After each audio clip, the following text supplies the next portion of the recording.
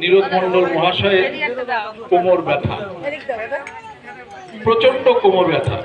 তো উনি ঠাকুরের এই মত পথে কখনো আসতে চাইতেন না,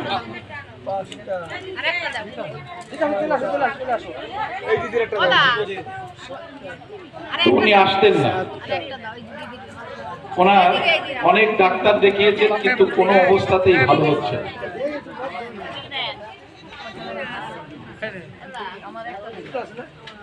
আচ্ছা, বইগুলো তো এখন ওনার কোমর ব্যথা ডাক্তার কবিরাজে ভালো করতে পারছে না। তো ওনার মা বললেন তুই একটু গদাই গোসাইয়ের কাছে যা। তা গদাই গোসাইয়ের কাছে গেলে গদাই গোসাই ওনাকে কি বললেন, উনি একটু আস্তে কথা বলুন না। তা উনি বললেন, গদাই গোসাই তোমার ব্যথা এমনি ভালো হয়ে যাবে বাবা, আমি একটু ঝেড়ে পুছে দিচ্ছি, ভালো হয়ে যাবে। তবে তোমার একটা অনুপান খেতে হবে, মুষ্টি যোগ খেতে হবে, সামান্য একটু তার ভেতরে মধু দিয়ে খেতে হবে। উনি চাকরি করেন, তখন উনি ইঞ্জিনিয়ার, উনি একজন নামকরা ইঞ্জিনিয়ার ছিলেন। ইঞ্জিনিয়ারিং চাকরি ছেড়ে দিয়ে উনি এখন এই ডাক্তারি করছেন। মহার একটা বিশাল মজার ঘটনা, উনি ডাক্তারি করছেন। তা উনি যখন চাকরি করেন, একটা কোম্পানির উনি বড় পদে চাকরি করতেন, সেখানে থেকে ওনাকে কাজ করতে হতো। তো ওনার এই মধু জোগাড় করতে না পারার কারণে ওষুধটা খাওয়া হচ্ছে না। ব্যথাটা সেরে গেছে বটে, কিন্তু খাওয়া আর গরজই নেই। মধু পাচ্ছে না, মনেও পড়ছে না, খাওয়াও হচ্ছে না। তো উনি যেখানে থাকেন সেখানে একটা বড় ফিল্ডে রাখা, তার চারপাশে ঘেরা, মাঝখানে একটা থাকার জায়গা, এবং তার একটা মেইন দরজা আছে প্রায় 100 মিটার দূরে। তো মেইন দরজা দিয়ে উনি একদিন ভাবছেন, দুপুর বেলায় ভাবছেন, না হায় কপাল, মধুও জোগাড় করতে পারছি না, আমার এই মুষ্টি যোগটাও খাওয়া হচ্ছে। উনি ভাবছেন, ভেবে ভেবে দুপুর বেলায় ঘরে এসছেন দুপুরে খাওয়ার জন্য। তো ঘরে বসে উনি ভাবছেন যে আমি তো মধু পেলাম না। ভাবছেন, ঠাকুর আমি তো মুষ্টি যোগটা খেতে পাচ্ছি না। হঠাৎ করে দরজায় একটা কড়া নাড়ছে।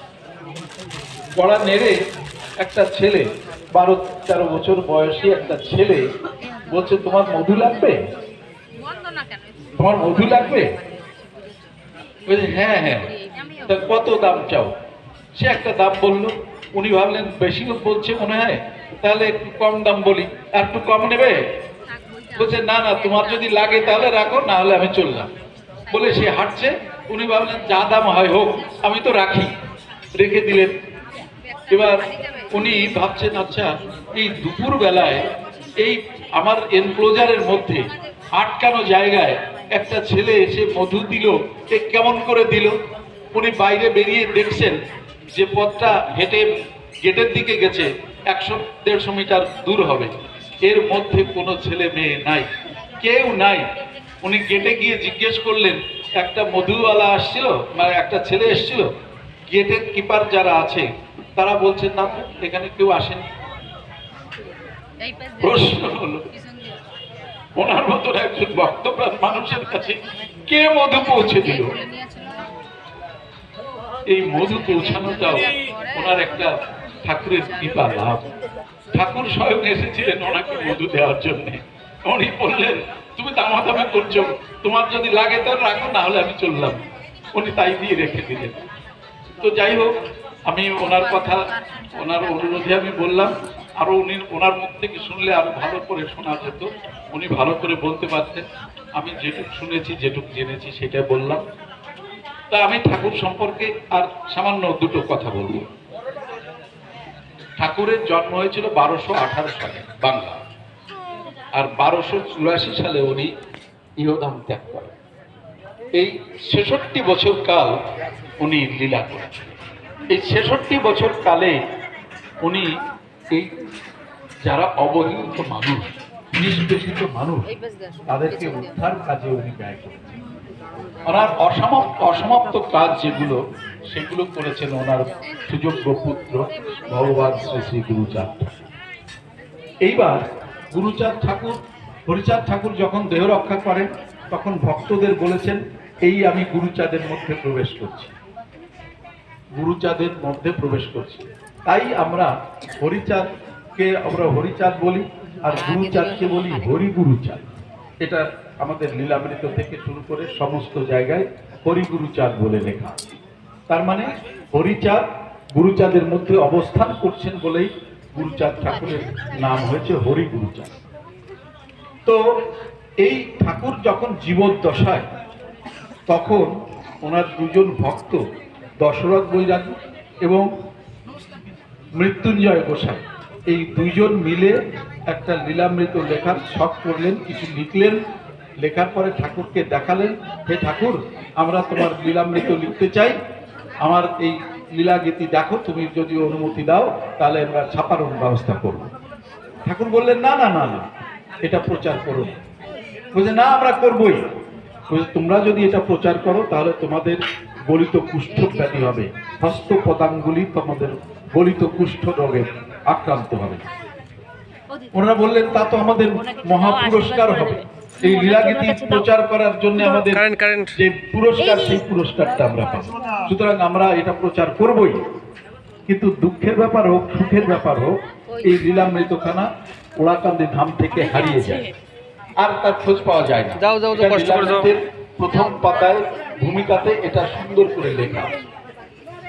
অতঃপর উনি যখন দেহ রক্ষা করলেন, তার পরবর্তীকালে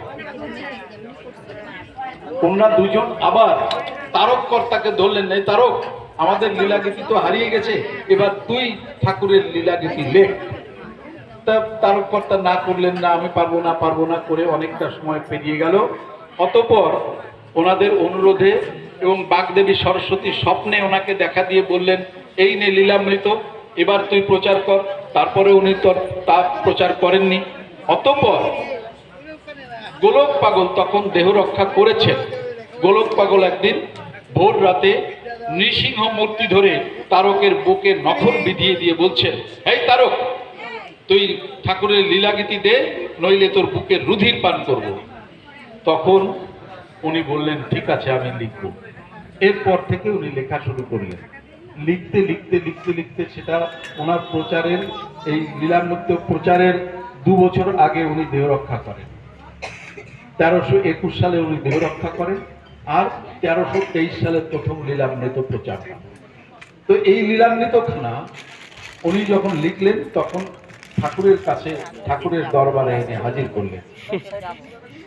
তখন গুরুচাঁদ ঠাকুরের দরবারে গুরুচাঁদ ঠাকুর শশীভূষণ ঠাকুরকে দিয়ে পড়ালেন। পড়ে ওনারা দুবাব বেটাই বললেন যে খুব সুন্দর হয়েছে, এবং এটার নাম ছিল তখন হরিচাঁদ চরিত্র সুধা। এই নামটা ভালো নয় বলে শশীভূষণ ঠাকুর বললেন, এই নামটা ভালো হবে না, অন্য নাম দিতে হবে, শ্রী শ্রী হরি লীলামৃত নাম দিলে এটা ভালো হবে। তখন সেটার নাম দেওয়া হলো হরি লীলামৃত গ্রন্থ। সংক্ষেপ করছি, এই লীলামৃতখানা প্রচার করতে 39 বছর লাগে। এই 39 বছর লাগলেও কি হয়েছে, কেন লাগলো, সে কাহিনী আমি অন্য সময় বলবো। এখন শুধু বলছি, এই 39 বছরে হরিচাঁদ, গুরুচাঁদ ঠাকুর এবং শশীভূষণ ঠাকুরকে দেখানোর পরে ওনারা বললেন, হরি লীলামৃত, শ্রী শ্রী হরি লীলামৃত গ্রন্থ নাম থাক। এই গ্রন্থের মধ্যে কোথাও আমরা জানতে পারি ঠাকুরের ধর্মমত কি, গার্হস্থ প্রশস্ত ধর্ম আর সূক্ষ্ম সনাতন ধর্ম বা গার্হস্থ প্রশস্ত ধর্ম। কোথাও মতুয় ধর্ম বলে লেখা নেই। হরিচাঁদ যিনি গুরুচাঁদের মধ্যে প্রবেশ করলেন হরি গুরুচাঁদ রূপে, সেই গুরুচাঁদ ঠাকুরই বললেন, এই বইখানা সুন্দর হয়েছে, গ্রন্থখানা সুন্দর লেখা হয়েছে, এটাতে তোমার যা প্রকাশ করেছে খুব সুন্দর হয়েছে। শশীভূষণ ঠাকুরও বললেন খুব সুন্দর হয়েছে, এবং নাম পরিবর্তন করলেন। ওনারা যদি মনে করতেন এটা মতুয় ধর্ম, তাহলে ওনারা বলতেন, তারক তুমি ভুল লিখেছ, এর মধ্যে মতুয় ধর্ম কথাটা লেখনি, মতুয় ধর্ম লেখনি কেন?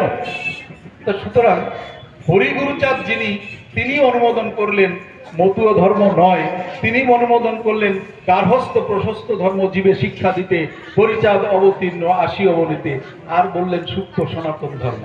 তার মানে যারা বলছেন এটা মতুয় ধর্ম, তারা কি কারণে বলছেন আমার জানা নেই। আর মতুয় ধর্ম যদি বলা হয়, তাহলে এখন সরকারি নিয়ম অনুযায়ী সিএএ চালু হয়েছে। সিএএতে 6টা জাতিকে এখানে নাগরিকত্ব দেবে, হিন্দু, বৌদ্ধ, খ্রিস্টান, শিখ, জৈন আর পার্সি। এই 6টা জাতিকে এই দেশের নাগরিকত্ব দেওয়া হবে। তাহলে মতুয় ধর্ম যদি বলি, তাহলে তো এই মতুয় ধর্মের কোনো অবকাশ নেই। মতুয়া জাতি যদি আলাদা ধর্ম হয়, তাহলে এদের তো নাগরিকত্ব বর্তমান সরকার দেবে না। আমরা গার্হস্থ প্রশস্ত ধর্ম কেন বলবো? গৃহস্থের জীবন যাতে সুন্দরভাবে গঠিত হয়, সুন্দরভাবে পরিচালিত হয়, সেই জন্য বলেছেন গার্হস্থ প্রশস্ত ধর্ম। তারককর্তা বিয়ে করবেনই না, একদম প্রতিজ্ঞা করেছেন আমি বিয়ে করবো না। ঠাকুর বললেন তোমাকে বিয়ে করতে হবে। কেন করতে হবে সে কথা পরে বলছি, তোমাকে বিয়ে করতে হবে। তো ঠাকুর বললেন, এবার অন্যান্য কোন যুগে গৃহস্থের কোনো মূল্যায়ন ছিল না, গৃহস্থ জীবনের কোনো মূল্যায়ন ছিল না। তারা বলতো গৃহী যারা, রোগী তারা, ভোগী তারা, তাদের জন্য ধর্মকর্ম হবে না, সুতরাং ত্যাগ করো। এই স্বামী স্ত্রীর মধ্যে যে বন্ডিং, যে বাঁধন, সেই বাঁধন ছিঁড়ে সব পুরুষরা চলে যেত সন্ন্যাস ধর্ম, সব বানপ্রস্থে চলে যেত। আর মহিলারা কি করবে? মহিলারা স্বর্গে যাবে না, মহিলারা কি বানপ্রস্থে যাবে? মহিলারা কি সন্ন্যাস নেবে? তাহলে মহিলাদের কোনো ধর্মকর্ম হবে না। হরিচাঁদ ঠাকুর তাই দিনের ধর্মকর্ম করার জন্য স্বামী স্ত্রী দুজন বসে প্রার্থনা করবে। তাহলেই এই যে আমাদের পাঁচালী গ্রন্থখানা আছে, স্বামী স্ত্রী দুজন বসে যদি ঠাকুরের কাছে প্রার্থনা করে, তাহলে তাদের সুসন্তান আসতে বাধ্য, এবং ঠাকুর নিজেই তখন আসবে। আর একটা কথা বলে আমি আমার কথা শেষ করব। আমরা সব তীর্থ স্থানে ভ্রমণ করতে যাই, তীর্থ ভ্রমণে বেরিয়ে ঠাকুর খুঁজতে যাই না। কি কারণে আমরা তীর্থে যাই? দেখার জন্যে, না ঠাকুরের সান্নিধ্য লাভের জন্য? ঠাকুরের সান্নিধ্য লাভ কি তীর্থ ক্ষেত্রে ঠাকুর বসে আছেন? ঠাকুর বলেছেন আমি প্রত্যেকের মধ্যে বিরাজ করি, স্বয়ং ব্রহ্ম। এতে সমস্ত পৃথিবী সর্বং খল্লিদং ব্রহ্ম। এই ব্রহ্ম থেকে উচ্চারিত সকল জীব জন্তু নরনারী পশু পাখি। সুতরাং আমরা এই জীব জন্তু নরনারী পশু পাখি কি করে সুখে শান্তিতে বসবাস করবে, তার জন্যই গার্হস্থ প্রশস্ত ধর্ম। সকল জীবের জন্য এই গার্হস্থ ধর্ম। আমার বাড়িতে সকালবেলায় আমি কতগুলো পাখিকে ওই ভুজিয়ে খাবার দেই, উঠোন ভরে যায়, অনেকগুলো পাখি আসে তো প্রতিদিন সকালবেলায়। তো সেখানে আমি দেখেছি কয়েকটা পাখি কিছু মুখে দিয়ে দিয়ে উড়ে চলে যায়, আবার কিছু কিছু পাখি আছে পাশে আরেকটার মুখে খাবার তুলে দেয়। খাবার কাকে তুলে দেয় সকলেই জানেন, বাচ্চাটাকে খাবার তুলে দেয়। এরাও গার্হস্থ প্রশস্ত ধর্ম মানে, তাই তো তারা স্নেহ প্রীতি মমতায় তারা একান্তভাবে অনুগত থাকে। গাই বাছুর, বাছুরটা কোলে করে যেখানে নিয়ে যায় গৃহস্থ, গাইটাকে আর ধরা লাগে না, গাইটাকে দড়ি দিয়ে টানা লাগে না, গাইটাও তার পেছনে পেছনে চলে যায়। কেন যায়? তারাও গার্হস্থ ধর্ম পালন করে। সুতরাং এই বিশ্ব মাঝারে গার্হস্থ প্রশস্ত ধর্মই একমাত্র প্রধান। এটা গুরুচাঁদ ঠাকুর বলছেন, ক্রমে ক্রমে যুগিদত আসবে ধরাতলে, হরিচাঁদ ধর্ম মতে মাতিবে সকলে। এ কথা কল্পনা নহে যেন সত্যবাণী, হরি ধর্ম উদ্ধারিবে যত নর প্রাণী। সকল প্রাণীকে উদ্ধার করবে এই হরিধর্ম। হরিধর্ম হলো গার্হস্থ ধর্ম। আমরা যদি খ্রিস্টানকে বলি তুমি গৃহস্থ, তুমি গৃহে বাস করো, তার গৃহস্থ ধর্ম পালন করছো। তুমি মুসলিম তুমি যদি গৃহস্থ হয়ে থাকো, তাহলে গৃহস্থ ধর্ম পালন করছো। যারা আছে বিশ্বের মাঝারে সকলেই গৃহস্থ। গৃহস্থ ছাড়া সন্ন্যাস আছে কয়জন লোক? আমাদের গ্রামে তো একজনও আমি সন্ন্যাসী পাইনি, এরকম কোথাও আমার দেখা নেই। অল্প 2-4 জন লোক সন্ন্যাসী মাত্র। 750 কোটি মানুষ বিশ্বে, অতিরিক্ত হলে 50 লাখ মানুষ হতে পারে সন্ন্যাসী। সুতরাং তাদের জন্য কোনো ধর্ম নয়, ধর্ম হলো গৃহস্থের জন্য গার্হস্থ প্রশস্ত ধর্ম। গার্হস্থ প্রশস্ত ধর্ম জীবে শিক্ষা দিতে, হরিচাঁদ অবতীর্ণ আসি অবনীতে। এই হলো আমাদের মূল মন্ত্র, মূল ধারণা, মূল ধ্যান। সুতরাং আমার কথা আমি এখানে শেষ করব। শান্তি হরি প্রেমানন্দ।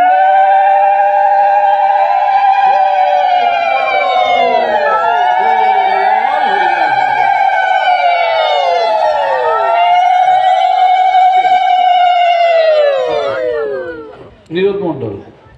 নীরদ বাবু, তোমাকেও আদেশ করা হয়েছে, তুমি একটু কথা বলো।